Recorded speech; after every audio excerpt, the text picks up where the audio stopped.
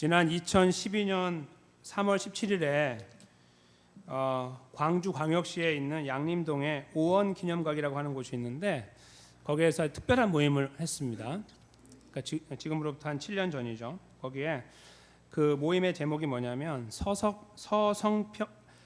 서서평 선교사 내한 100주년 기념 예배 및 서서평 평전 출판 기념회, 이렇게 이제 그런 그 타이틀로 모임이 열렸습니다. 여기 두 번 나온 이름이 뭐죠? 서서평, 서서평이라는 분입니다. 이분에 대해서 그날 두 권의 책이 발표가 됐어요.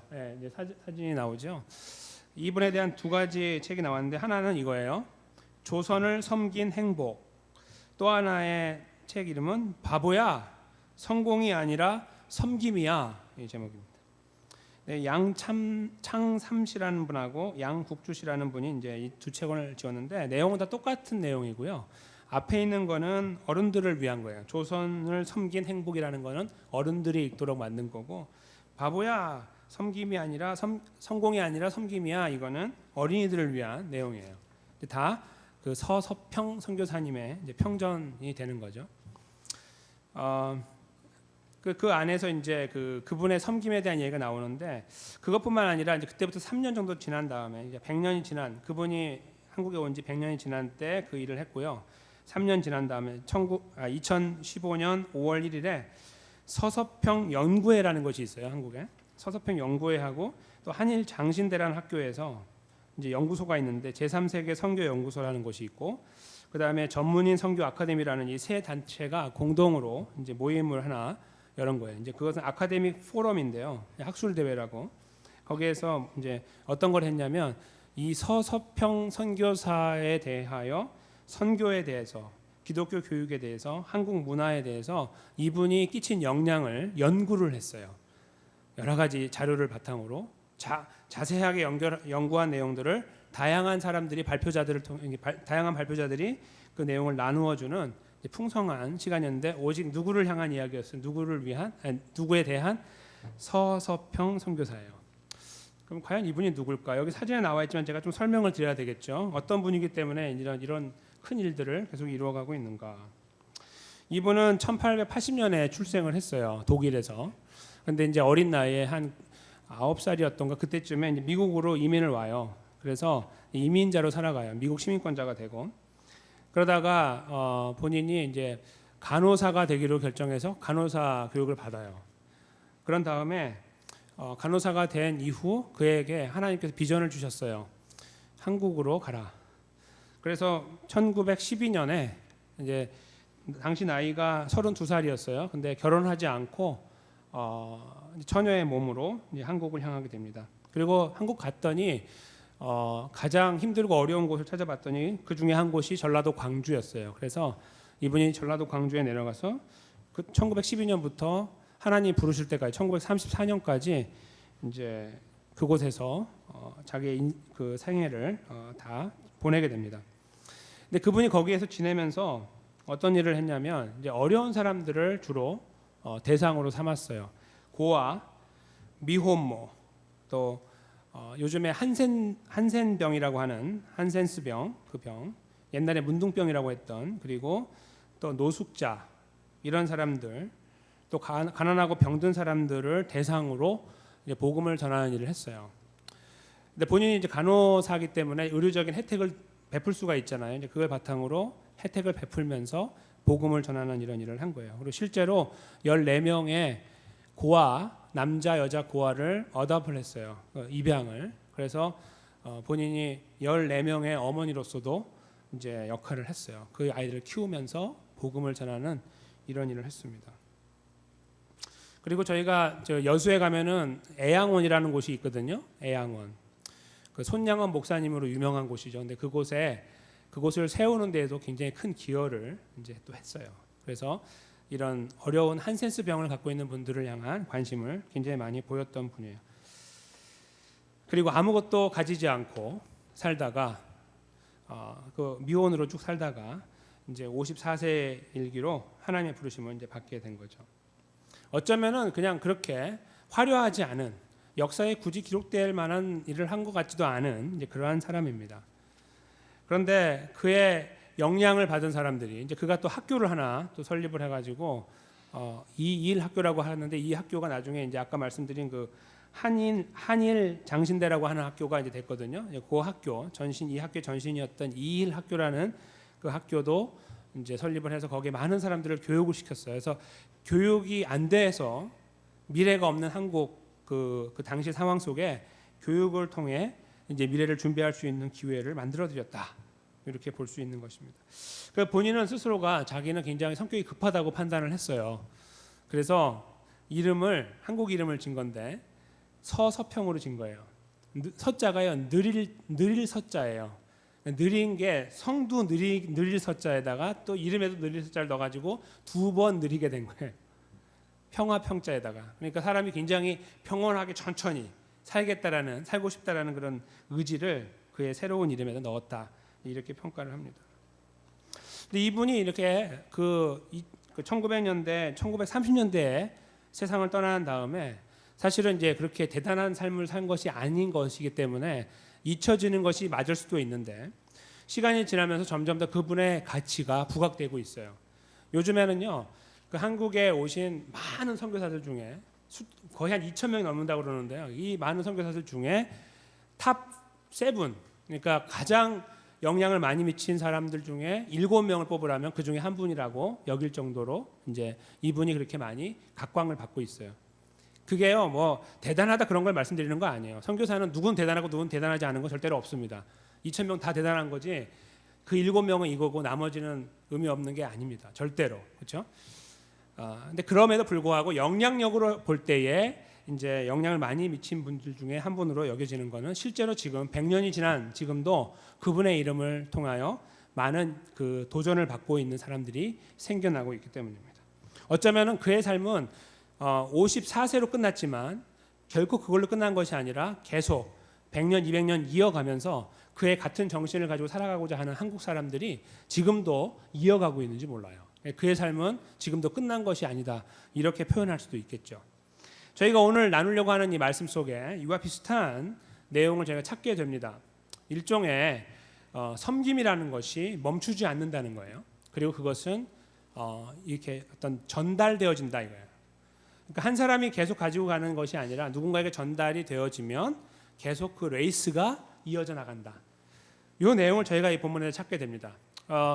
서서평 그 선교사님의 이 아름다운 걸음이 지금도 이어지는 것처럼 어쩌면 본문 속에 어쩌면 이분의 걸음보다 한참 전에 2000년 전에 오늘 본문 속에서 이미 그 이야기가 시작됐는지 모릅니다. 저희가 오늘 그 내용을 잠시 들여다보는 시간을 갖도록 하겠습니다. 넘겨진 섬김이라는 것 과연 무엇인지를 저희가 함께 상고하도록 합시다. 오늘 말씀을 잠깐 들어가시면 예수께서 일어나 회당에서 나가사 시몬의 집에 들어가셨다라는 표현이 나옵니다. 이 동사가 굉장히 많아요. 보통 성경에 보면은 이렇게 동사가 아니고 어떤 이야기가 나오다 보면은 주어와 동사는 이렇게 멀리 있고 그 안에 여러 가지 수식어와 다른 내용들이 들어가서 이렇게 결론이 나거든요. 근데 여기는 굉장히 동사가 많다는 말은 집약됐다는 뜻이에요. 집약. 그러니까 저희가 2절밖에 읽지 않았으니까 이 뭐 설교가 짧겠구나 이렇게 생각할 수도 있고 별 내용이 없겠구나 생각할 수 있지만 이것이 한 10절, 20절 갖고 있는 그런 본문하고 비등비등할 그런 가치를 무게를 갖고 있다는 뜻이에요. 이렇게 굉장히 압축이 되어 있다는 말이죠. 그래서 그 하나를 저희가 뜯어봐야 되는데요. 예수께서 일어났다. 어디에서 일어났습니까? 그걸 생각해봐야겠죠. 회당에서 일어났다. 그렇죠? 이건 어떤 말이냐면 오늘 본문 앞부분에 우리가 2주 전에 상고했던 말씀에 나와 있는 예수님께서 가버나움에 있는 회당에 들어가셔서 병자를 낫게 했던 사건, 이제 바로 그 사건과 이어지고 있다는 것을 눈치채게 됩니다. 그렇죠? 거기에서 그런 엄청난 사건, 한 명의 병자를 낫게 하신 일을 통하여 예수님을 드러내신 다음에 바로 다음에 이 일이 일어난 거예요. 그러니까 그때 이후에 어쩌면 같은 날 예수님이 거기에서 그 일을 마친 다음에 자리에서 일어나서 이제 움직이는 바로 그 다음 그림이라는 거예요. 그렇게 이어진다는 것을 먼저 기억하셔야 되겠습니다. 시간적으로. 그런 다음에 거기에서 나가서 어디로 가셨냐면 아마도 머물 곳을 찾으셨던 것 같아요. 근데 시몬의 집에 들어갔다라고 쓰고 있어요. 누가복음에 지금 시몬이라는 사람 여기 처음 나오는데 우리가 잘 아는 시몬 베드로거든요. 근데 이걸 읽을 때 저희가 시몬 베드로가 누군지 모르고 읽으면 이분이 누굴까 이렇게 생각하겠죠. 그렇죠. 처음 이 본문을 읽는 사람들은 그러니까 아마 그 상황적으로 보면 사람들이 시몬이 누군지를 알았을 거예요. 그래서 이렇게 시몬이라고만 적었을 겁니다. 예수님의 수제자로 부르는 바로 베드로입니다. 그분의 집에 들어가서 보니까 시몬의 장모가 중한 열병에 붙들려 있었다 이렇게 쓰고 있습니다. 당시에 그 가택 가옥의 구조를 설명해 드릴게요. 당시에 이스라엘 집은요 아주 부자를 빼놓고 다 보편적으로 스튜디오에 살았어요. 스튜디오. 오늘날로 하면 스튜디오 아시죠? 문 열면 다 보이는데 부엌, 침대, 뭐 화장실 다 보이는데 그게 바로 스튜디오 아니에요? 그러니까 당시에 이스라엘 집은 전부 다 스튜디오였어요. 아주 부자들만 빼고는. 그러니까 문만 열면 다 보여요. 여기 지금 어떤 분위기냐면 예수님께서 시몬의 집에 이제 들어가시려고 가셔서 문을 열었더니 숨길 수 없는 한 사람이 저기 누워 있는 거예요. 그렇죠? 누구예요? 시몬의 장모님이 거기에 누워 계신다.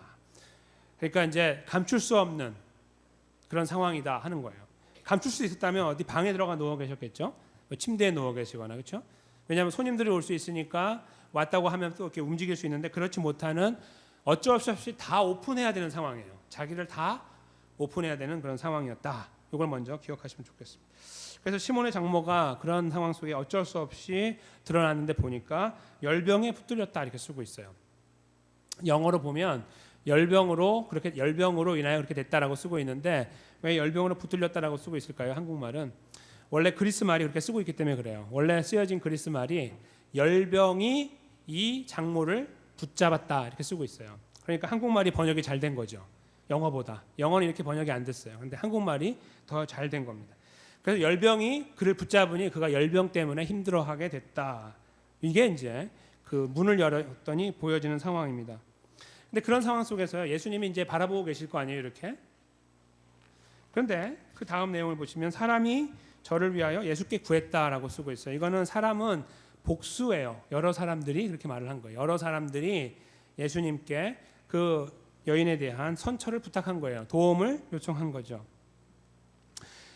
오늘 본문 말고 실제로 마태복음 8장 14절에서 15절이나 마가복음 1장 29절에서 31절에 같은 내용이 나오는데요. 거기 보면은 예수님께서 이제 어떻게 그 반응을 보이시는지가 나와요. 근데 그 반응을 보이실 때 이렇게 바라보고 계시다가 여기 오늘 이제 저희가 읽게 되는 39절에 보시면 예수님이 가까이 나가서 열병을 꾸짖으셨다 이렇게 하고 있는데 예수님이 먼저 그 여인을 바라보고 그리로 간 다음에요.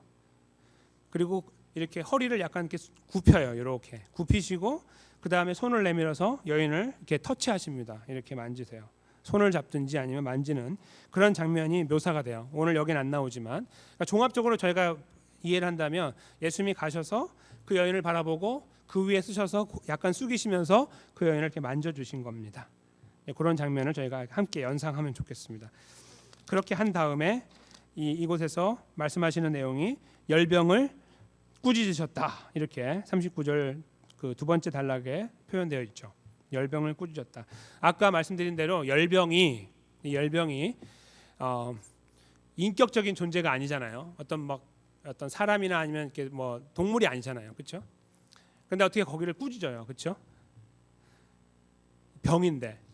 그러니까 이 내용은 아까 38절에서 말하고 있는 내용하고 이렇게 같이 연결되는 거예요. 무슨 말씀이냐면 열병이 사람을 잡았다는 말은 열병의 원인이 되는 사탄이 그를 잡았다는 말이에요. 그 병의 권세가 병이라는 것이 사탄의 권세의 모든 것은 아니지만 열병이라는 걸 통하여 사탄이 그를 잡고 있었다라고 이해하는 것이 옳아요. 그러니까 예수님은 이 병이라는 비인격적인 것을 지적한 것이 아니고 그 뒤에 이면에 숨어서 이 여인을 힘들게 하는 사탄을 지적하고 그를 꾸짖으셨다 이렇게 볼 수 있는 거예요. 그래서 열병을 꾸짖었다라고 표현하고 있는 거죠. 그리고 나서 열병이 나가게 되죠. 여자가 곧 일어나 저희에게 수종을 들었다라고 쓰고 있습니다. 지금 여기 흐름을 보시면 이렇게 돼 있죠. 예수님께서 일어나셔서 그 회당에서 나가서 쉴 곳으로 가셨어요. 문을 열어보니 여인이 아파 누워 있어요.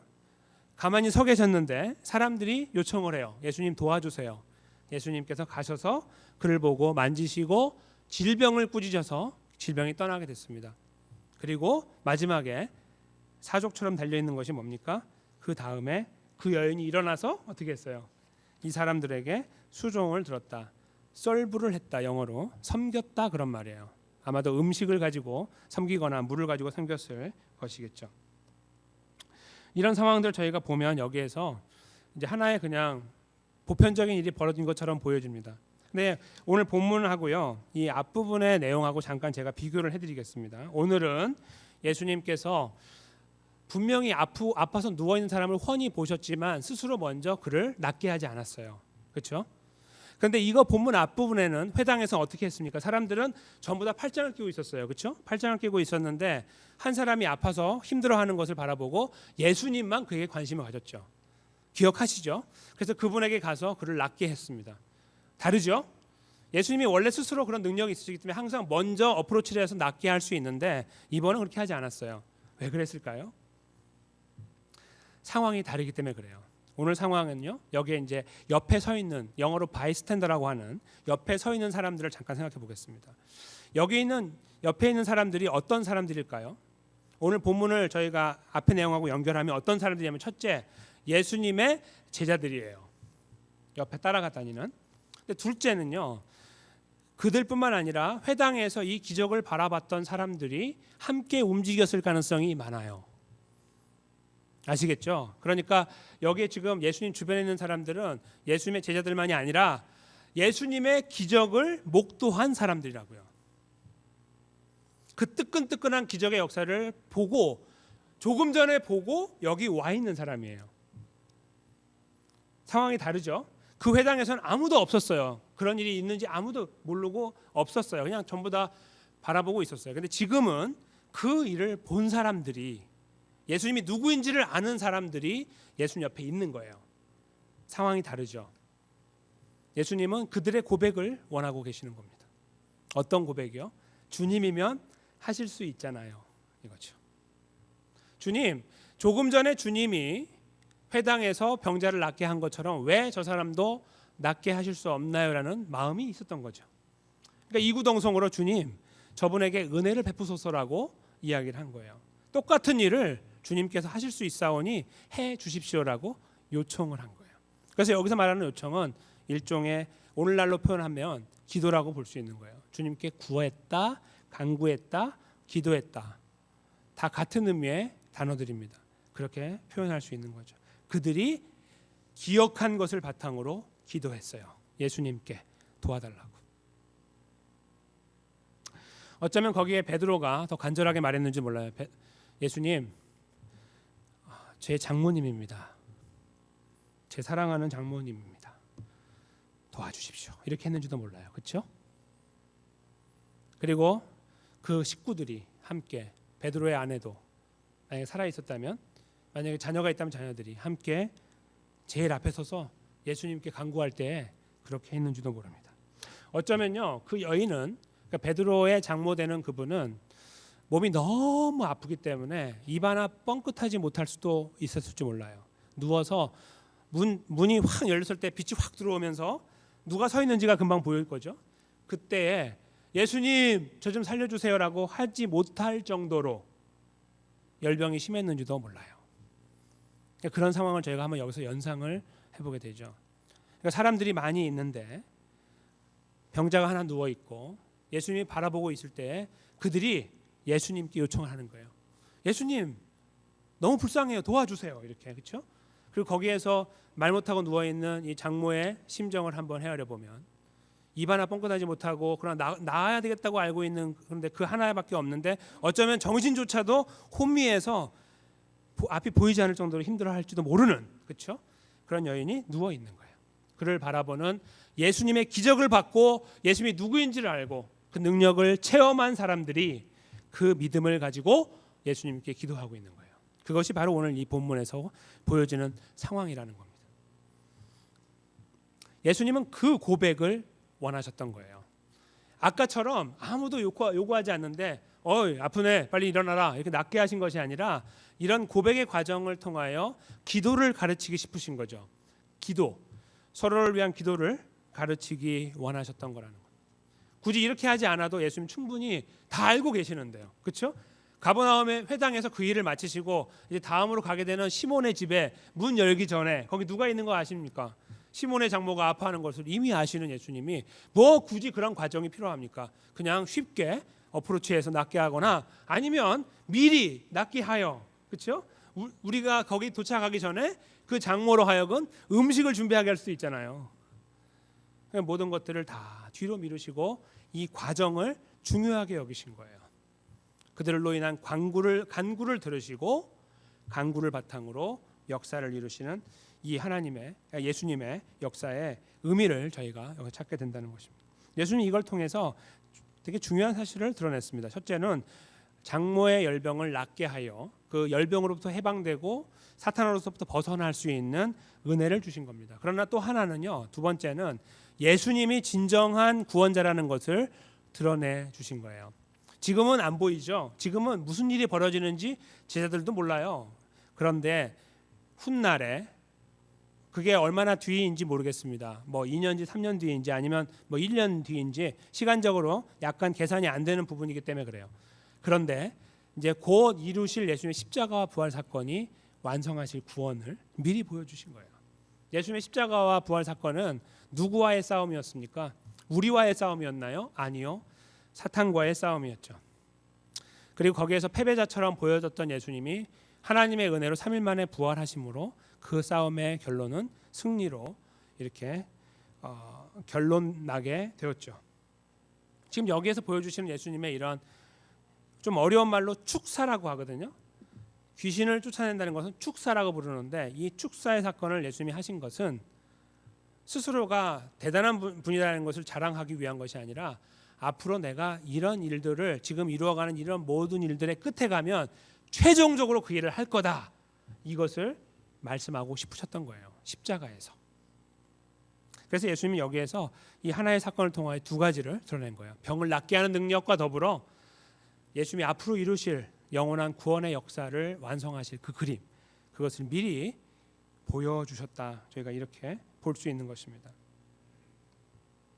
이 병을 낫게 된 이 사람이 여기에서 그 다음에 했던 행동이 저희들에게 또한 하나의 의미를 주고 있는데요. 그가 첫째로 자리에서 벌떡 일어났죠. 낫게 함과 동시에 일어났습니다. 그것이 어떤 걸 말해줄까요? 예수님의 치료는 즉각적이었고 완전했다. 그걸 증명하는 겁니다. 나아라 그랬더니 나았는데 간신히 나아갔고 숨만 쉬고 있는 게 아니고 좀 더 며칠 누워야만 해결되는, 요즘에 의사들이 약을 처방하면 그거 먹고 낫게 되는 그런 게 아니라 그냥 거기서 일어나게 된 거죠.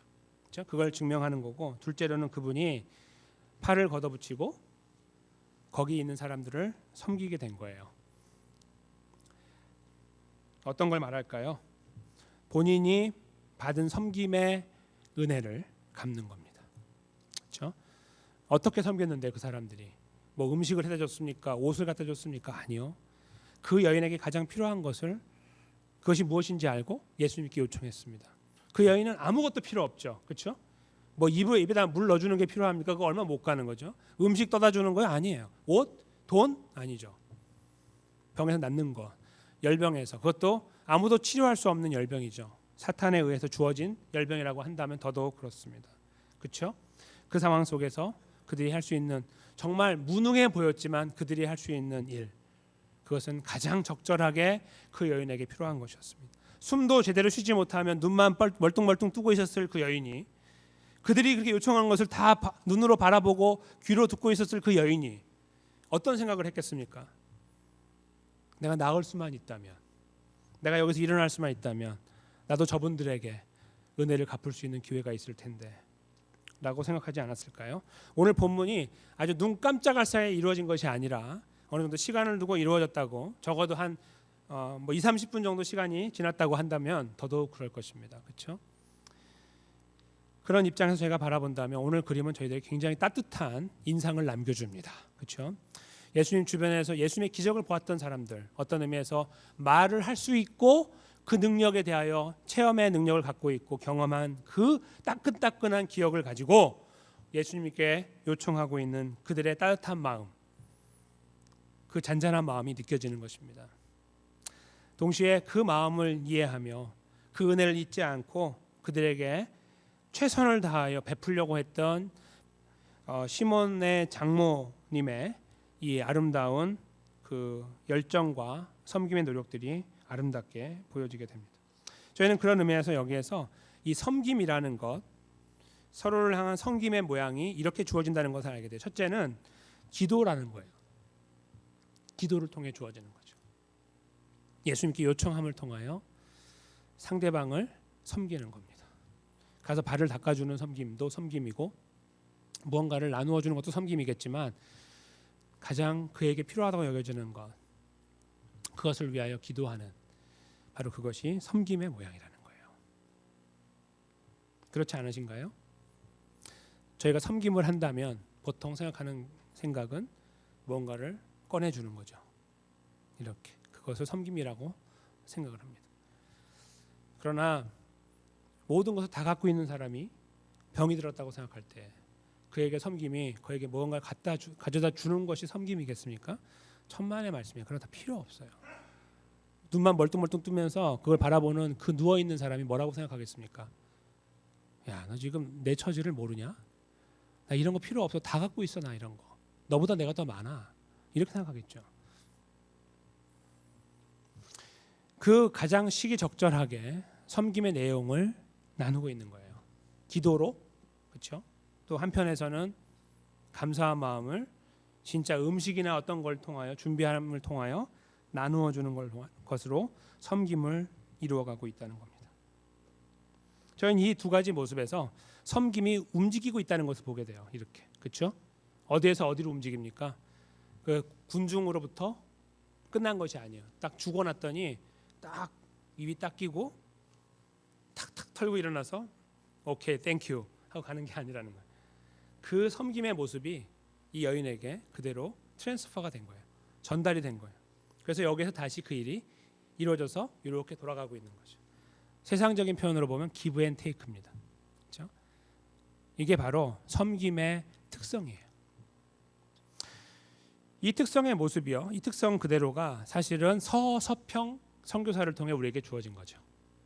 그분이 도대체 무엇 때문에 그 말도 안 되는 삶을 살았을까요? 정신병자였을까요? 뭐하러 먹고 살기에 충분한 직업을 가졌는데 뭐하러 저기 아무도 알아주지 않는 그 한국에 와서 이름까지 바꿔가며 냄새나는 곳에 와가지고, 그렇죠? 고아들 14명이나 거두면서요, 그렇죠?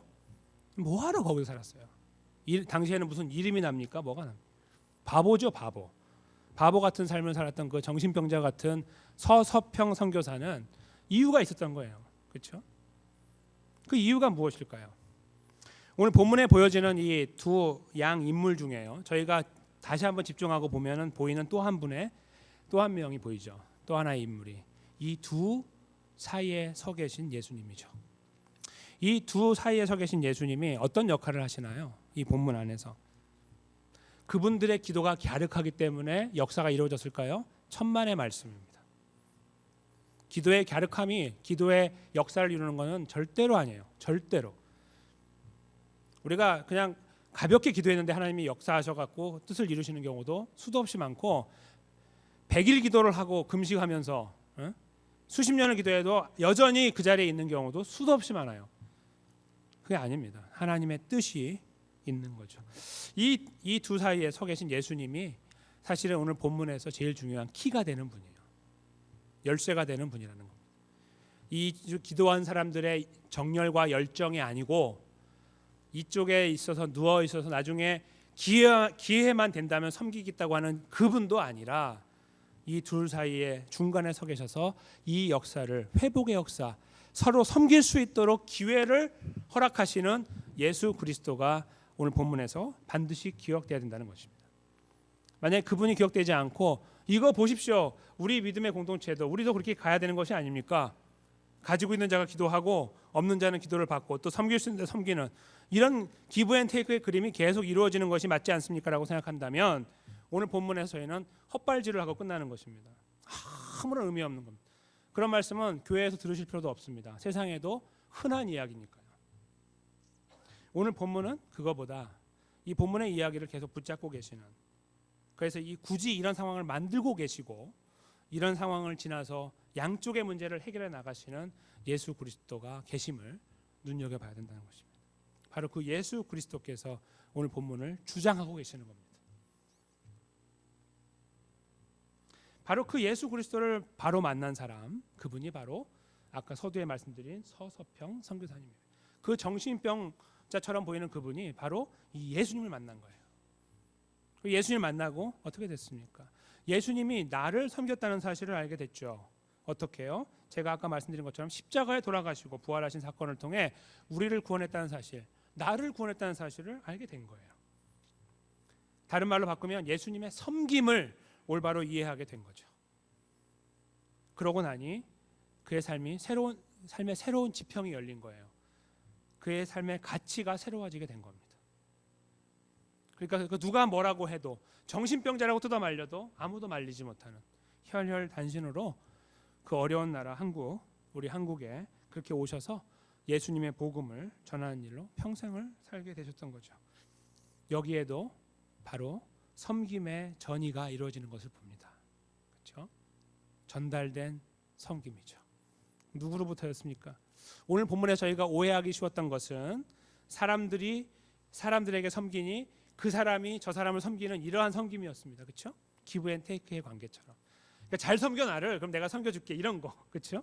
그런 그림을 저희가 한켠에서 봤지만 다시 말씀을 들여다보면서 그게 아니라는 것을 알았던 것처럼 이 서서평 선교사님도 마찬가지라는 거예요. 거기 가서 뭘 건질 게 있습니까? 내가 섬기면 거기서 돌아오는 반대급부가 있어요? 나를 행복하게 만들 만한? 없지요. 아무것도 없죠. 근데 어떻게 그런 일을 하게 됐냐는 거예요. 그의 관심에는요, 사람이 나에게 주는 섬김, 거기에 섬김의 의미가 있던 것이 아니었습니다. 예수 그리스도가 나를 섬겼다는 사실이 그를 사로잡은 것이죠. 저희는 오늘 이 본문에서 그래서 그 부분을 기억하기를 원합니다. 저희가 서서평 선교사를 닮자는 말씀이 아닙니다. 사람은 어느 정도 닮을 수는 있지만 분명 실망하게 됩니다. 저희가 닮아야 하는 대상은 오직 예수 그리스도예요. 사람이 아니고. 그러므로 저희가 다시 여기에서 본문으로 돌아와 예수 그리스도께 집중하면서 볼 때에 우리들이 집중하고 이 섬김의 전의를 이루어 나가는 이 힘이 되시는 예수 그리스도를 한 번 더 눈여겨보아야 합니다. 오늘 본문의 중심에 서 계셔가지고 하신 일이 뭡니까? 기도할 수 있는 자로 하여금 기도하게 만들었어요. 기도할 수 없는 자는 거기에 있었습니다. 그러나 그를 회복한 다음에 예수님은 이 여인으로 하여금 다시 이들을 섬길 수 있는 가시적인 섬김의 역사를 이룰 수 있는 은혜를 베풀어 주신 거예요. 그 환경 전체를 컨트롤하는 분이 누구예요? 예수 그리스도예요. 거기서 바라보고 계시다가 이 여인이 이렇게 변화가 됐네. 아이고 기쁘다. 그걸 바라보면서 하시는 것이 아니라 그 모든 상황을 조정해 나가시는 분, 회복해 나가시는 분, 바로 그분이 오늘 본문에 등장하고 있는 예수 그리스도시라는 말씀입니다. 이것이 저희들에게 주는 의미가 무엇일까요? 저희는 섬김을 받은 자의 자리에 서 있다는 사실, 먼저 그것을 기억하는 것으로부터 시작해야 될 것입니다. 서서평 선교사가 보여줬던 것처럼 말이죠. 여기 계신 모든 분들은 그 예수 그리스도를 통하여 구원을 받으셨습니다. 그분을 나의 주 나의 하나님으로 영접하는 가운데 우리는 예수 그리스도와 영원히 연합이 됐습니다. 사탄도 심지어 죽음도 우리의 구원을 끊을 수 없다고 로마서 8장 38, 39절에서 명시하고 계십니다. 그 구원의 은혜 가운데 저희가 있습니다. 그 은혜는 저희들에게 어떤 것으로 비춰지냐면 예수 그리스도께서 십자가를 통하여 우리를 섬기심으로 비춰집니다. 그래서 예수님이 우리를 섬기셨다고 성경은 표현합니다. 무엇을 통해요? 십자가를 통해서. 저희가 기억하기 원하는 섬김, 그것은 옆에 계신 분들의 섬김이 아닙니다. 그 섬김은 나같이 연약한 자를 위하여 이 땅에 오신, 그리고 십자가에 돌아가셔서 우리의 죄값을 치러주신 예수님의 고귀하신 가장 영원하고 가장 능력 있는, 변하지 않는 바로 그 섬김이라는 겁니다. 그 섬김이 있잖아요. 트랜스퍼가 됐어요. 우리에게 전이가 됐어요. 우리 안에 들어왔어요. 여기 계신 모든 분들 안에 그 섬김이 살아 있습니다. 우리가 원하건 원하지 않건, 인정하든 인정하지 않건 우리 안에 그것이 호흡처럼 살아 있어요. 바로 그 섬김이 이제 우리를 통하여 비춰지는 것입니다. 밖으로 나타내지는 것이죠. 나누어지는 것입니다. 어떤 형태로 나눠지든 그것이 나누어지는데, 오늘 본문에서 저희가 기억하기 원하는 것은요, 가장 파워풀하고 가장 의미 있게는 기도라는 것이죠. 서로를 향한 기도를 통하여 우리는 서로를 섬겨나가게 됩니다. 서로를 가슴에 품고 기도하는 가운데, 서로의 환경을 함께 아파하는 가운데, 그들의 즐거움을 함께 즐거워하는 가운데 우리는 섬김의 진수를 경험하게 되는 것입니다. 그것을 이루어가는 것입니다. 그것이 예수님이 우리에게 보여주신 것이고, 우리는 그분만 보고 가는 겁니다. 만약에 본문에서 예수님을 제거하고 본문을 이해하게 된다면 저희들은 이렇게 이해하게 되겠죠. 옆에 있는 나의 이 친구가, 이 사람이, 이 집사님이, 이 장로님이, 이 권사님이, 이 목사가 나를 얼마나 잘 섬기는지를 봐야겠다, 이렇게 할 겁니다. 그걸 기대해보고 나를 위해 얼마나 기도하는지를 내가 계산해보고, 내가 좀 마음에 들고 내가 어느 정도 그것 때문에 일어나는 것처럼 보이면 나도 한번 해주고, 이렇게, 그렇죠? 못 이기는 척하면서 이러한 잘못된 이해로 떨어지게 됩니다. 하나님의 은혜는 하나도 보이지 않고 인간이 가지고 있는 인간의 모습들만, 그런 의미 없는 노력들만이 보여지게 되는 것이죠. 저희는 결코 그리로 가고 싶지 않습니다. 여기 계신 그 누구도, 저를 포함하여 우리는 그런 섬김 원하지 않습니다. 우리는 저희들의 시각을 다시 한번 우리를 붙잡아 주시고 계시는, 우리 안에 함께하고 계시는, 우리의 걸음을 계속 인도해 나가시는 그분께 고정하기를 원합니다. 만약에 우리에게 두었다면 우리는 무너질 것이기 때문입니다. 제가 이런 가정을 한번 드려보겠습니다. 어느 순간이 됐습니다. 우리 교회에 어려움이 닥쳐왔습니다. 아무도 기도하고 싶지 않습니다. 목사를 포함한 그 누구도 교회를 위하여 기도하고 싶지 않고 서로를 위해 기도하고 싶지 않은 상황을 한번 가정해 보십시오. 물론 그런 상황은 없겠지만 정말 그렇게 극단적인 상황을 가정해 보십시오. 그러면 우리들의 소망은 어디에 있는 겁니까? 우리 교회는 무너지고 없어지는 것입니까? 다 죽는 것입니까? 아닙니다. 우리가 심지어 그렇게 극단적인 시간을 지나가는 순간이라 할지라도 오늘 본문에서 집중하기 원하는 바로 예수 그리스도는 우리에게 이렇게 말씀하십니다. Don't worry about it. 걱정하지 말아라. 왜요? 우리가 간구하지 못할 때에도 우리 안에서 말할 수 없는 탄식으로 우리를 위해 친히 간구하시는 분이 성령 하나님이시고 그 영으로 함께 하시는 예수 그리스도이시기 때문입니다. 우리가 이 사실을 기억하고 붙잡을 수 있을 때 우리는 섬김을 계속 전이시켜 나갈 수가 있습니다. 왜냐하면 우리들의 안에 있는 능력으로는 아무것도 못한다는 것이 인정되기 때문입니다. 우린 거기에 기대를 걸지 않습니다. 누가 나를 섬기는 거 보고 내가 섬기려고 하지 않아요. 우리 가정 안에서도 나를 그만큼 사랑하면 더 해주고, 그렇지 않으면 내가 경계하며 가려고 하지 않습니다. 직장에서도 마찬가지입니다. 사람들은 그렇게 한다 손치더라도 우리는 그렇게 하려고 하지 않습니다. 교회 안에서 마찬가지입니다. 함께 사랑하고 섬기고 격려하고 나아가야 되는 분들이 다 옆에 계십니다. 그런데 유독 우리는 누군가는 더 좋고 누군가는 덜 좋습니다. 누군가는 아주 밉고 어떤 사람은 덜 밉습니다. 그것을 바탕으로 우리는 기도의 경중도 만들고 관심의 경중도 다릅니다. 소위 눈에 보이는 섬김도 다르게 되어 있습니다. 거기에 계속 기대고 의지하시면서 가시겠습니까? 잘하는 거 한번 보며 가시겠습니까? 아니면 우리같이 연약한 자들을 위해서, 정말 형편없는 우리를 위해서 이 땅에 오신 예수님, 아무것도 반대급부로 드릴 수가 없는 우리를 위해서 이 땅에 오신 예수님의 고귀한 섬김을 기억하면서, 그것이 너무 감사하기 때문에